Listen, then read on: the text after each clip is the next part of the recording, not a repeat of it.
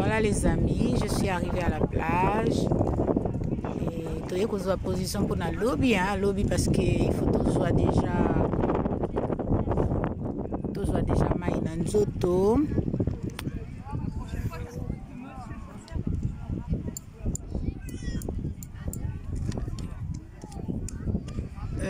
Du coup voilà quoi. Bon. Totally pe ba image. Totally tout le monde peut ma caméra les canaux internet. Et Nantes, nazo pesa bino ba bonjour. Donc boka moite nazo beta skoli solo nanga. Boka moite Nantes. Nga na changer siko ma solo. Na changer ma solo. Liboso nazali na masolo ya ba soirée fashion. Siko naza su na masolo fashion te na koti sikoyo na idéologie mosusu. So bolingi bo suivre ngai mais fashion de Nantes.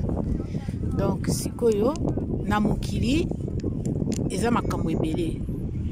Na mokili tu peux faire ce que tu veux. Et na mokili eza compliqué. Ngana banda osala ba soirée na Nantes. Après bato balika ki ebele ba malanda ngombe bakoma ki ebele na sima mais fashion. Tu vois? Nazo finga mutu te bolimbisanga, hein?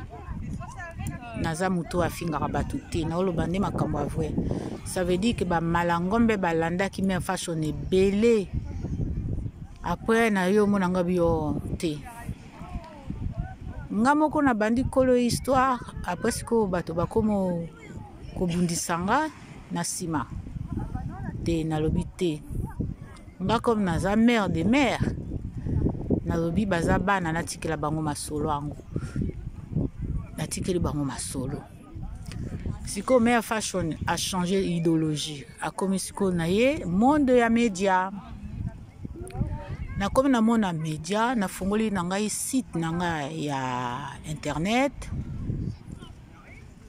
nazo senga o alinga ka me fashion a s'abonner na ye mais na site na ngai internet na sali pona finga batuté na site na ngai internet ezali pona kolobela bato yo ba o balinga ka bango te bato bayinaka baninga basali bango eloko te. Bato yo balobelaka bato mabe moto wana sali eloko te. En fait ngai bit nanga pona ko défendre bato wana. Donc ngai nayebi ke na Nantes ba misu bazolo ba boye. Mais nga naza kuna te nga nazo tracer nzela nanga ndenge na poni yango. Donc ngai nazo tracer nzela nanga ndenge na poni yango.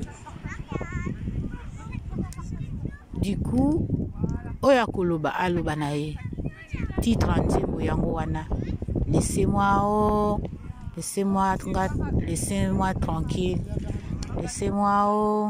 laissez-moi tranquille.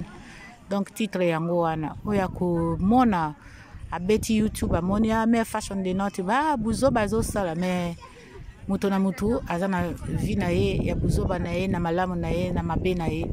Donc oya nga buzo ba yango wana mais na bambi yango mutu te.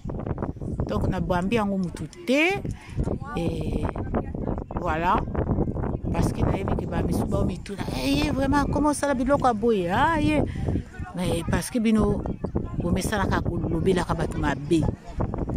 Bomesana ka kolobela ka bato mabe. Nga naza wana pona lobela bino mabe te. Nga na sale loko nanga. Wa linga landa nga alandinga. Mais wa lingi ke asepeli na ye na masolo nga nazo sala. O contacter nga toza ensemble. To tracer nzela ensemble. Voilà. Wa lingi pe a soutenir ngai bolandinga o soutenir nga olandinga mais o alandi nga te o alinga critiquer nga kokota na ote, ça sert à rien, ça sert à rien, ça sert à rien. Donc voilà, makambo na ye na lobaka yango wana nga nazosenga bana Nantes vraiment avec un cœur pour s'abonner, pour s'abonner, pour s'abonner.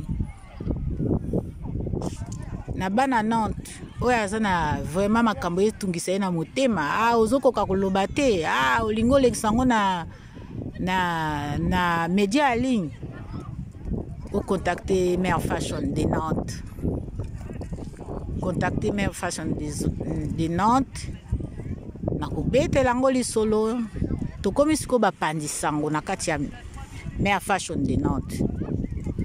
Donc oyo aza na makambo ezotungisa ye na motema alingi bato bakonsole yo bayeba boye olingi olekisa yango na média en ligne olie bobenga Marie-Laure Mwaka Mère Fashion ye wana aza na kati bofina bouton te po bino bolingaka moninga sala eloko te, bosabone bana membre bana